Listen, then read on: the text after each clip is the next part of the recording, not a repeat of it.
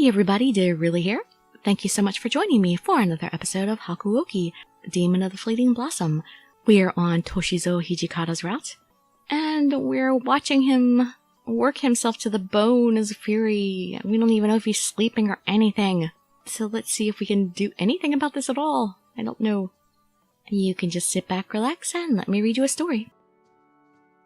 He couldn't have been in the throes of it when I saw him, the bloodlust we're talking about, but it was clear that sooner or later he would find himself in a great deal of pain. He was doing so much for the Shinsengumi. I wanted to do something, anything, to help ease that pain. Wasn't there any way to suppress that desire for blood? Then it came to me. My father! He had been doing research on the Furies. Perhaps he'd left something useful behind at my house. It was already too late to visit, so I resolved to go the next day and see if I could find anything. By myself again? Chizuru, why didn't you take somebody with you? I'm sure somebody wasn't busy.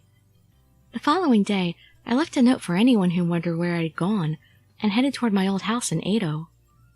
Hijikata had left long before me to meet with several of the members of the shogunate. No one had apparently visited the house in several years, and everything was covered in a thin layer of dust. Let's see how many people show up this time. Is it going to be Kazuma and Sen and Amagiri and Kodo? Are we all going to gather together again? Or is it just going to be one or just 2 or 3 of them this time? Now, where would he have kept his fury research? It must be somewhere hidden. I brushed some of the dust off a stack of documents and opened them up. Each one was covered in barely legible scribbling. It would take me forever to decipher them. No, this was nothing compared to what the rest of the Shinsengumi went through. I had to do it. Yeah, them suffering the bloodlust, we can deal with a little doctor's handwriting. Shoot, I guess that wasn't it either.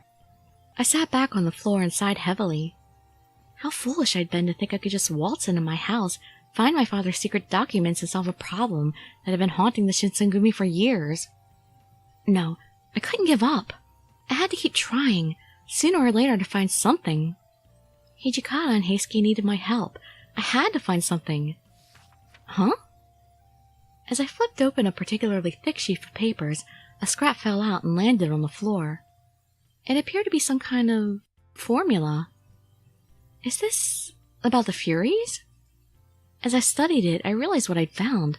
The paper described a medicine that could suppress the bloodlust of Fury and help keep them from losing control. The idea of Hijikata or Heisuke losing control was frightening, but I read on. It seemed that my father had returned to Edo just after I'd left for Kyoto. While he was in Edo, he'd mixed up the ingredients for the medicine. I looked over the instructions. The ingredients he'd used were likely still in the warehouse. With his instructions, I should be able to mix it myself. And with my father's medicine, I could save Hijikata, Heisuke, and Sanan. I don't know about Sanan. I think he's a little too far gone. I ran to the warehouse and got to work. I know we're not going to get through this without getting interrupted. By the time I finished, night had already fallen. Oh, I actually left my house without visitors. I remembered what Shimada had told me about how many murders there had been at night lately, and made sure to stick to the busy streets as I made my way back to the Kama Inn. Sanan, are you out here? Oh! Just as I arrived, Sanan and Heisuke were leaving.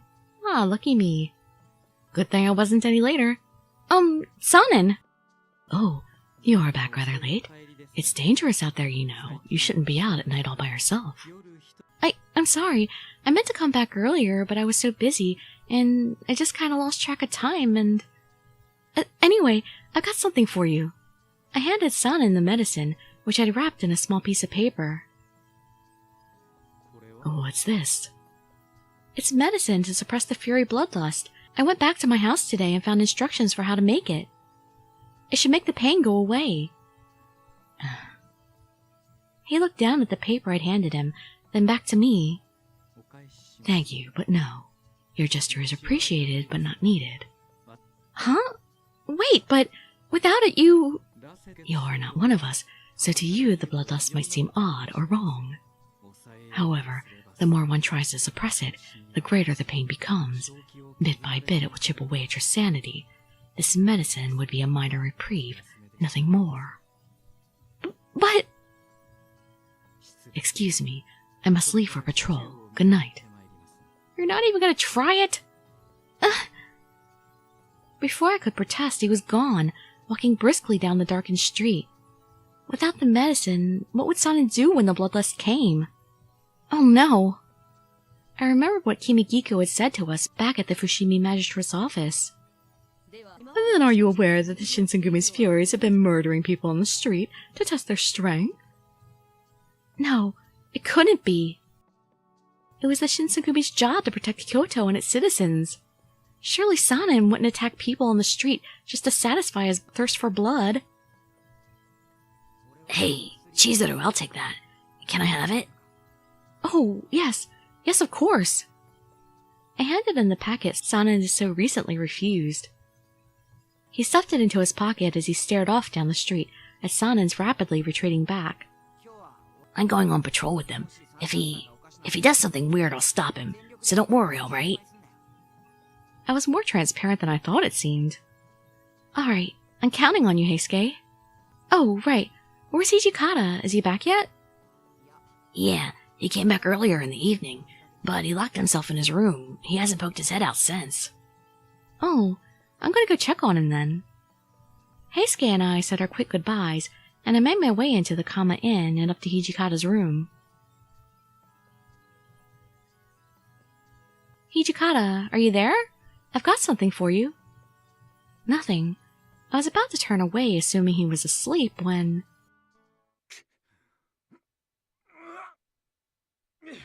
His voice was clearly in pain. Hijikata, I'm coming in. I threw the door open and ran into the room. He was bent over on top of his desk at the back of the room. Sweat poured down his face, and I could hear his teeth squeak horribly as he gritted them. Hijikata, are you okay? Clearly not. You idiot, just shut up. But... This'll pass any time now. Don't get all worked up over nothing. He wrapped his arms around his shoulders and squeezed until his knuckles turned white as he glared up at me. His breath came in pants, and he shivered as if he had a fever. It was Hijikata's personality to refuse to show any pain or even any emotion at all, or at least to show as little as possible. For him to be like this, the pain must have been unimaginable. Was this the bloodlust that Heisuke had spoken of? What was I supposed to do? If he drank the medicine my father had created, then the pain might likely go away, but Sanan had said it would only be a temporary solution. Then, should I give him some of my blood? Would Hijikata even want me to give him my blood? What was I going to do? We actually had to give him blood. Without even... That's interesting, because we don't even have to make the first permanent save with that. Let's go for it. There was no time to waste. It wasn't the best plan, perhaps, but I couldn't bear to see him in pain any longer. And besides, at long last I could finally be useful. I said nothing and drew the kodachi I kept at my waist. Hey, what the hell is this? I slid my finger along the edge of the blade. I barely even felt it. A bead of thick blood formed over the cut. Please, drink my blood. It'll make you feel better, right? What the hell? I can't do that. His clothes were drenched in sweat, and he shook like a leaf in the wind. I couldn't back down. This was my chance to do something for him, to make a difference. But perhaps most importantly, I couldn't watch him suffer anymore. Don't worry about me, please. Don't glare at me like that. Though he tried desperately not to, his eyes were drawn to my finger, to the thick red blood that slowly beaded and dropped. His teeth ground and his hands flexed, but he couldn't resist. It was only moments before he gave in. You're an idiot. A girl shouldn't cut herself up. No man's gonna want to marry a girl that's covered in scars. I'm a demon, I don't get scars. And then he took my hand and licked the blood from my finger. I felt the soft caress of his tongue as it ran the length of the cut, and then the soft pressure of his teeth and lips as he sucked gently, drawing a few more drops out and into his mouth. I'll be fine, I'm a demon. I heal really fast. Doesn't matter. Demon or not, you're still a girl. His breathing had already begun to calm itself. Through his hand on my wrist, I could feel his shaking subsiding as well. At last, I thought, I was able to be useful. A few moments later, his hand slipped from my wrist. The cut on my finger had already healed. I'm sorry for being so, forward. No. He took a quiet breath and shook his head. This isn't the time to be pretending that I'm fine. I know that. If I want to make sure Kondo wins, then I don't have a choice. I have to become a monster. Absently, I touched my fingers to the wrist Hijikata had taken when he drank my blood. I almost thought that I could feel his warmth there.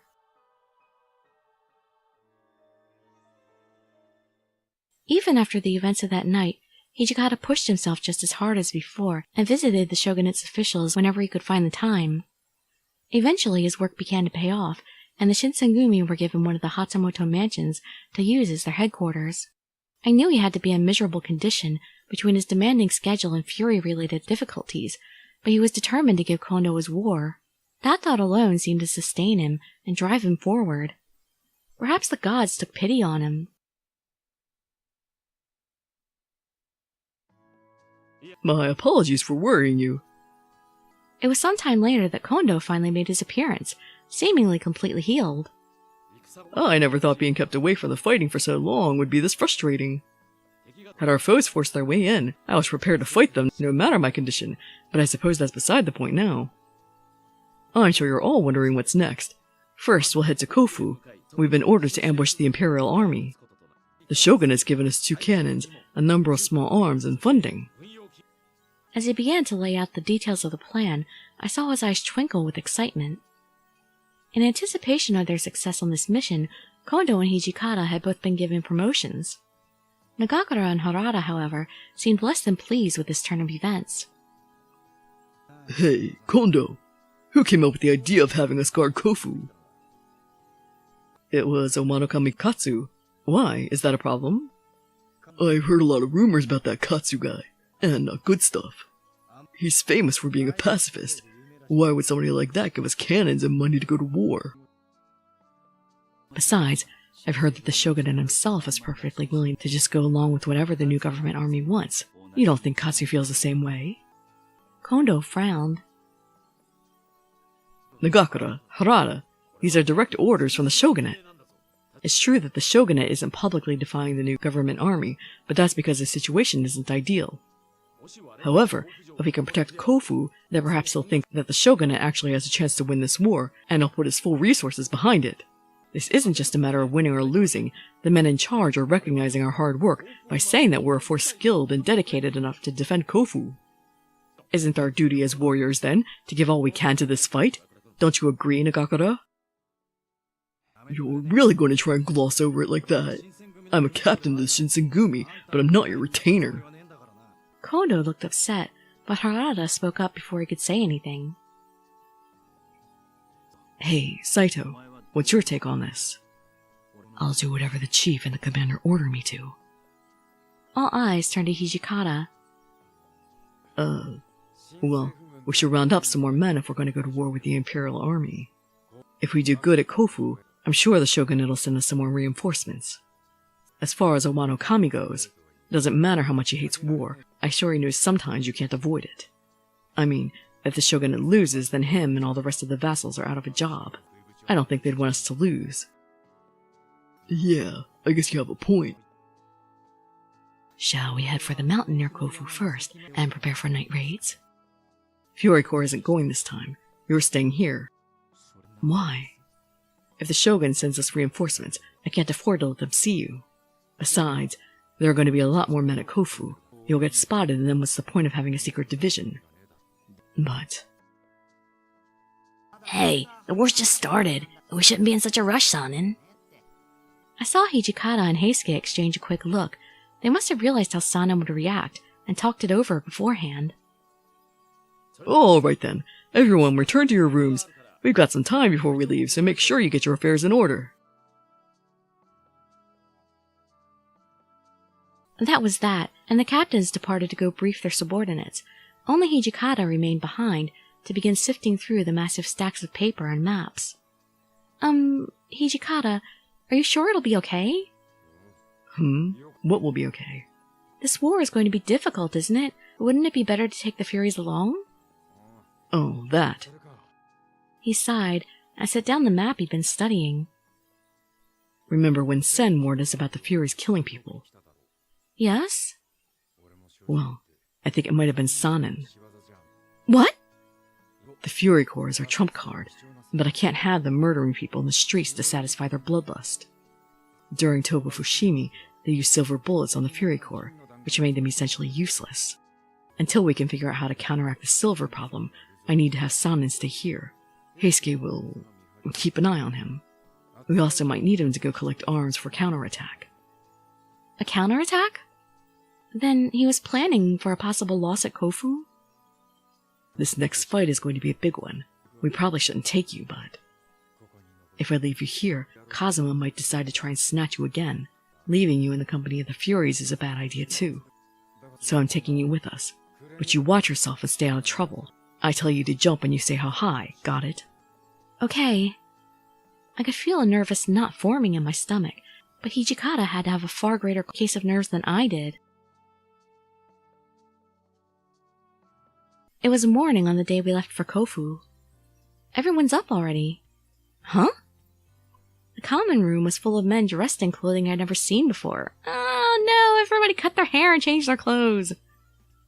No. Oh, hey Chizuru, you're up pretty early. Huh? Your clothes? Are you really Nagakura? What are you wearing? The commander ordered us to dress in Western clothes when going to battle from now on. Our enemies will be wearing Western clothing. Seems like we'd better too, if we want to win. Really?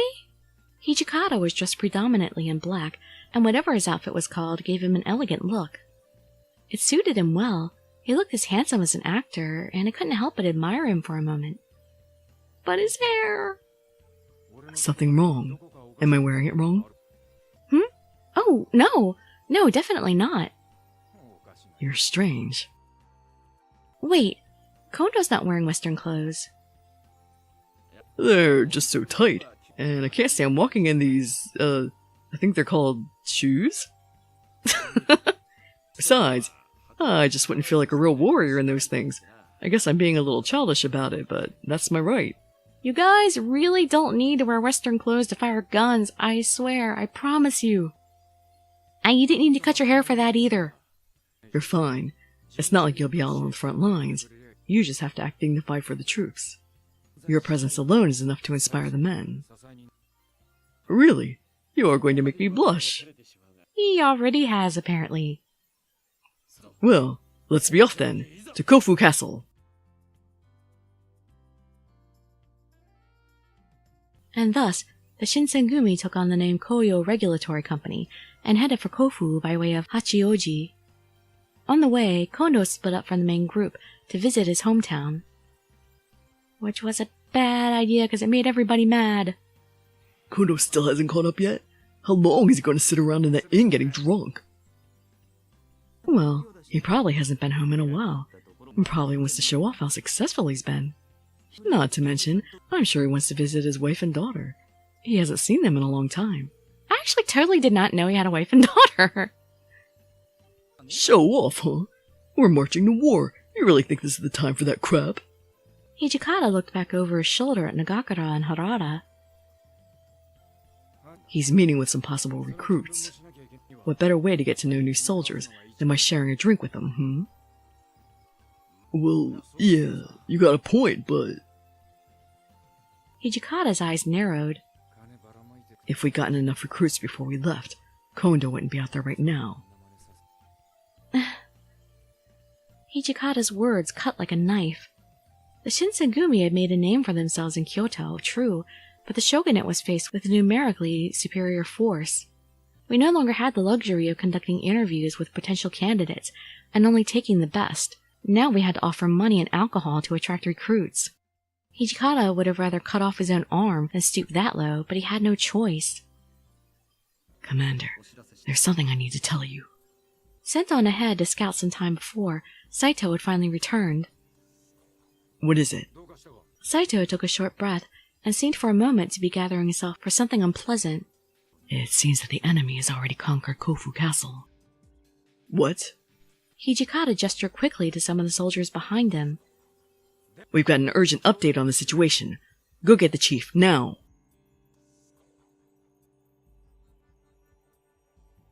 It was some time before Kondo received the message and returned to the main body of the soldiers. That was long enough for news of the castle's fall to spread through the men, and many of them panicked. Nearly 300 of the men we'd left Edo with deserted, reducing our forces to a mere 100 soldiers. Nagakura and Harada advised retreat, but Kondo decided that we would form up for a battle and fight until the bitter end. Now that we had accepted weapons and money from the shogunate, he said, there could be no retreat. I'll call in our reinforcements from Edo. We can't afford to lose this one. Tell the men that reinforcements will be arriving soon. We can't afford to have any more deserters. As you wish. Saito nodded, then turned and jogged off toward the rest of the soldiers. At last, Hijikata turned to look at me. Make some tea? Go back to Edo. This place is going to turn into a battlefield really soon, and you should be somewhere you'll be safe. That won't be in Edo, you know. I shall stay behind. Can't tell me what to do. I'll stay here. I can't run away to somewhere safe while everyone else is off fighting. I'll stay here to protect Kondo until you get back. Hijikata frowned. How? You can't even swing a sword to save your life. And I don't think you got the stones to kill a man. You're not a soldier. That was about what I'd expected him to say, but I wasn't going to back down so easily. It's true that I'm not much good with a sword, but I could still be a shield. Any small wounds would heal quickly enough. Why are you doing this? No one asked you to. I know I'm probably out of line, but I also know that we can't lose Kondo. Not now. I'm sick and tired of always being protected. I want to help. Please. I'd been with them long enough to know just how much Kondo meant to Hijikata, to all the Shinsengumi. If I went back to Edo and Kondo died... No, I refused to be the only person to escape unscathed. Hijikata chewed his lip thoughtfully for a moment, his harsh eyes never leaving my face. At last he sighed and spoke. If you're really that serious about this, then I've got an order for you, as a member of the Shinsengumi. What? My eyebrows shot up. I'd been with the Shinsengumi for a long time, but never before had he actually referred to me as one of them, let alone given me any sort of orders. I'm assigning you to Kondo as his personal guard. You will remain at his side and provide him with whatever assistance he might need. Including making tea? And? Yes, sir! I straightened up and nodded vigorously. I, Chizuru Yukimura, will protect my chief, even if it means my life. Hijikata cut me off with a sharp look. There's one condition. You can't die. What? That wasn't the sort of thing I expected to hear from a man like Hijikata. And don't do anything stupid, like being a shield or whatever that crap you were saying. I'm not ordering you to die. He gave me one last pointed look, then turned to look toward Kofu Castle. If our enemy this time turns out to be a bunch of amateurs who are just hoping to kiss some ass with the Imperial Army, then we might have a chance. If it turns out they're more like the Satsuma or the Choshu, though, we're screwed. I'll try to get back as fast as I can, but if something happens before I do, I'm counting on you and Saito to make sure Kondo gets away clean. And none of the shield crap. You escape with him. Die, and I'll make sure you regret it. Understood? Oh, so you're gonna follow me to the afterlife and beat my ass? I felt a cold sweat break out on my back as Hijikata's words sunk in. I'd seen others fight for their lives in battle many times, but this would be the first time I'd actually joined the battle myself. Would I really be able to protect Kondo? Would it even be possible to evade our enemies and escape?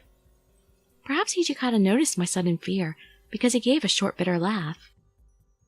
Hey, take out your sword. Huh? I fumbled with it for a moment, surprised at the strangeness of his request, and finally pulled my sword from its scabbard. Oh, are we going to make that promise like we did with Saito?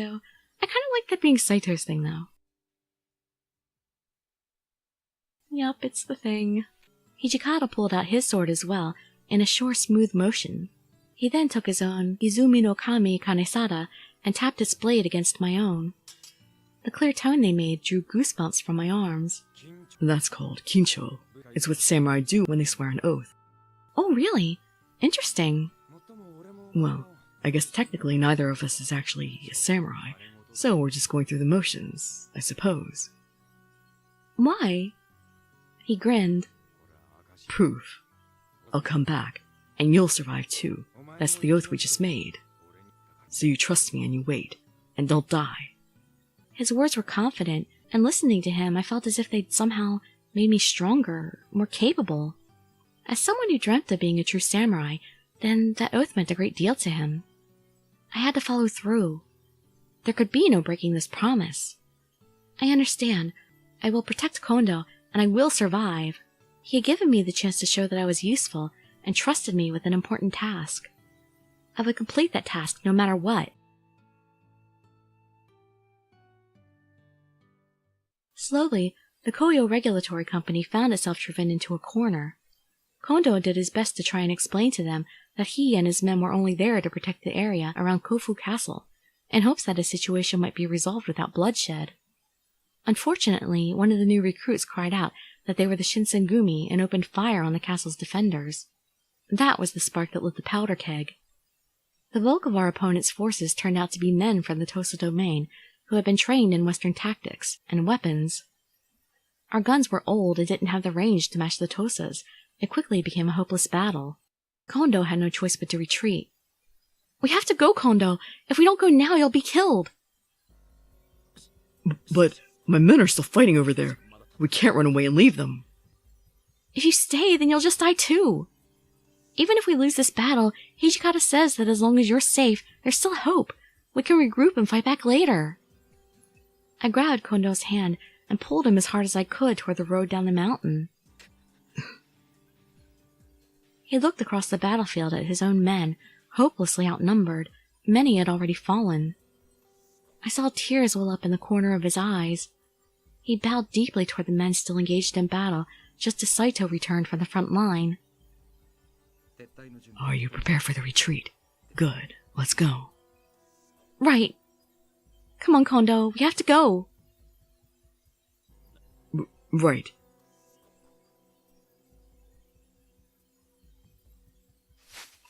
Saito and I took hold of him and ran into the forest to escape under the cover of night.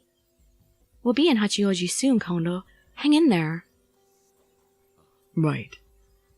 Perhaps it was because I'd never seen him lose a battle before, but this was the first time I'd seen Kondo so drained. I let so many men die. There's no point in beating yourself up over that now. Like Hijikata said, we just don't have what it takes to beat an army with Western weapons and tactics. I might as well have kept my mouth shut for all the words seemed to reach him. Perhaps if someone else were chief, maybe they wouldn't have died. Are you listening to me? I said... Hey, who's out there? From the other side of the bushes, I heard a voice that didn't sound familiar. I peeked out just long enough to catch sight of a uniform that wasn't ours. I know you heard me. Who are you? His voice had quickly taken on a dangerous edge. I'll buy you some time. Take the chief and escape. Thank you, Saito. I gave him a quick bow of thanks, then tiptoed away, Kondo in tow. We had to get down off the mountain as quickly as possible. Just as I had finally managed to get Kondo moving at a decent pace, a shadow leapt out of the undergrowth to bar our way. Amagiri, what are you doing here? I had a feeling you might be here. Ah! The shadow was none other than the demon Amagiri, companion to Kazuma. Yukimura, wasn't he with the Satsuma? Yes.